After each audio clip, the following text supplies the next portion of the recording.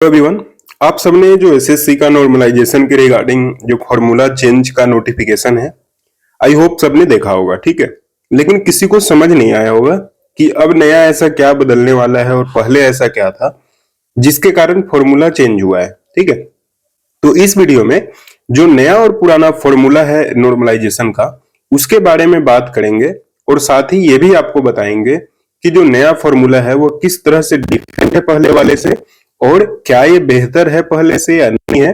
इन सारी चीजों पे डिस्कस करेंगे। ठीक है, तो यहाँ पर देखिए, जो पहले वाला प्रीवियस फॉर्मूला था वो दो चीजों को देखता था, एक मीन और एक स्टैंडर्ड एविएशन। ठीक है, और उसमें भी जो टॉप 0.1% कैंडिडेट होते थे उनके बेसिस पे सारे कैंडिडेट्स का मार्क्स जो है वो नॉर्मलाइज किया जाता था। ठीक है, उसमें कुछ फॉर्मूला था जो इस प्रकार का फॉर्मूला है, लेकिन जो अभी नया फॉर्मूला आया है, यानी कि जो जून 2025 के बाद जो भी एग्जाम होगा उसमें नया फॉर्मूला लगाया जाएगा। तो नया फॉर्मूला में क्या है कि परसेंटाइल बेसिस पे ये स्कोर जो है उसको कंसीडर किया जाएगा। ठीक है, इससे पहले जो रेलवे का एग्जाम है उसमें परसेंटाइल बेसिस पे होता है, या फिर एनटीए जो भी एग्जाम कंडक्ट कराती है, जैसे कि आपका जेई जो इंजीनियरिंग के लिए होता है, वो सारे एग्जाम्स में परसेंटाइल स्कोर पे ही जो नॉर्मलाइजेशन है वो होता था। ठीक है,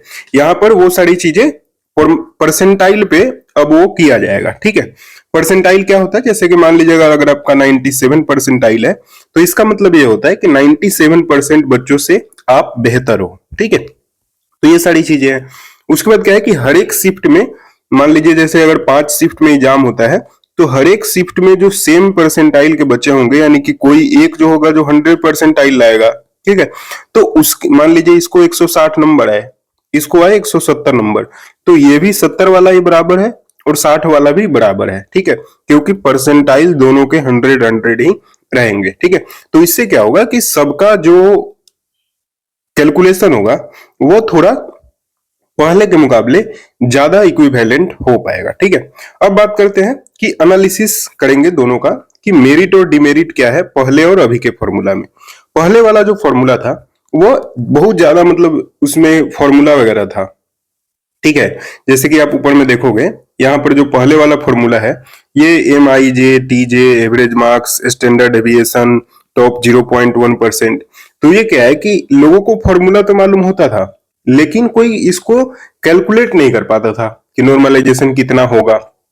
ठीक है, लेकिन अभी वाला जो आपका फॉर्मूला है उसमें क्या है कि ज्यादा बेहतर है पहले से। ठीक है, दूसरी चीज थी कि पहले वाला सिर्फ टॉप परफॉर्मर को देखता था, यानी कि टॉप के 0.1% बच्चों को ही देखता था। ठीक है, इसका नतीजा ये होता था कि अगर शिफ्ट में, किसी शिफ्ट में ज्यादा मतलब टैलेंटेड बच्चे बैठ गए, ठीक है, तो उससे बहुत ज्यादा फर्क पड़ जाता था। जैसे कि आपने देखा होगा 2024 का जो मेंस था उसमें सबसे पहले स्टूडेंट कम थे, और जो 18 वाली और 20 वाली शिफ्ट थी, तो 20 वाली शिफ्ट थोड़ी इजी थी।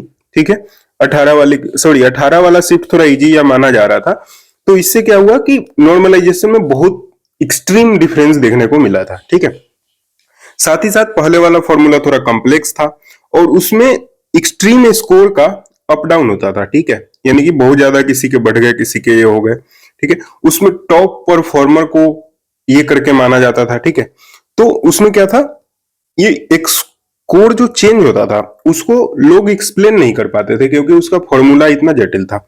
लेकिन नया जो फॉर्मूला आया है इसमें ट्रांसपेरेंसी दिखेगी आपको। ठीक है, इससे होगा क्या कि फॉर्मूला इतना इजी है इस बार कि आप भी, अगर आपके पास डेटा रहे तो आप एक्सेल के माध्यम से उसको कैलकुलेट कर पाएंगे। ठीक है, उसके बाद रैंक सबके इक्वेट किए जा रहे हैं, यानी कि अलग अलग शिफ्ट में जो है, कोई आसान भी शिफ्ट है, कोई हार्ड भी शिफ्ट है, तो सबको परसेंटाइल के बेसिस पे जब आप कैलकुलेट करेंगे तो सब इक्वेशन में आ जाते हैं। ठीक है, इससे क्या होगा कि एक्सट्रीम स्कोर पहले जो होता था ना कि 200 में किसी के 214 नंबर आ रहे हैं, 204, 205 ऐसे नंबर आ रहे हैं, तो वो सारी चीजें अब नहीं होंगी। ठीक है, दूसरा ये है कि डिफरेंट स्कोर डिस्ट्रीब्यूशंस बेटर, यानी कि ज्यादा अगर स्कोर है, ज्यादा डिस्ट्रीब्यूशन है, तो उसको जो इसमें मेथड लगाया गया है इक्वी परसेंटाइल मेथड, वो उससे क्या होगा कि थोड़ा इक्वेट किया जा सकेगा, ठीक है। और इंटरपोलेशन एक फॉर्मूला है जिससे क्या होगा कि स्कोर परफेक्टली रिफ्लेक्ट नहीं कर पाएगा, लेकिन ये पोटेंशियल है कि अगर माइनर एक्यूरेसी यहां पर भी देखने को आपको मिल सकता है, ठीक है। फिर भी अभी ये फॉर्मूला नया है, ऐसा कहा जाता है कि अगर कोई कानून नया आता है तो 10 साल तक वो कानून जो है बच्चा होता है, ठीक है। उसी तरह से ये भी नया फॉर्मूला है। तो अभी हर फॉर्मूला जो है हर एग्जाम के लिए नहीं बना होता है, किसी एग्जाम में डेटा कम होता है तो उसके हिसाब से अलग फॉर्मूला होना चाहिए, ठीक है। तो अब देखिए इसमें ये भी चांसेज है कि सिग्निफिकेंट स्कोर चेंज देखने को मिले, किसी शिफ्ट में कम हो, किसी शिफ्ट में ज्यादा हो, पहले जैसे सारी चीजें नहीं रहेंगी। लेकिन फिर भी ये फॉर्मूला ये कहा जा सकता है कि बेटर है पहले के माध्यम से। जो परसेंटाइल बेस्ड फॉर्मूला है वो कंसेप्चुअली बेटर लगता है और मोर रोबस्ट लगता है प्रीवियस जो फॉर्मूला था उससे, ठीक है। इससे सभी लोगों को एक आइडिया लग जाएगा आने वाले एग्जाम्स में।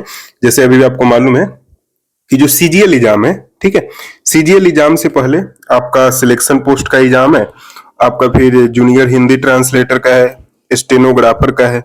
तो इन सभी एग्जाम्स में जब ये फॉर्मूला अप्लाई किया जाएगा तो आइडिया थोड़ा बहुत लग जाएगा कि क्या हो रहा है, इसका जो फॉर्मुलेशन हो रहा है वो कितना जटिल है, कितना इस पे काम कर रहा है अच्छे से, वो सारी चीजें धीरे धीरे आइडिया लग जाएगी, ठीक है। लेकिन इन सारी चीजों से ज्यादा फर्क पड़ता नहीं है, ठीक है। सभी को अपना जो तैयारी है वो एटमोस्ट रखना चाहिए, ठीक है। आई होप जो भी इस नॉर्मलाइजेशन के बारे में आपको थोड़ी बहुत मैं आइडिया दे पाया तो आपको अच्छा लगा होगा। चलिए, thank you for watching this video. अगर वीडियो पसंद आया चैनल को सब्सक्राइब कर लीजिएगा। मिलते हैं आपसे नेक्स्ट वीडियो में।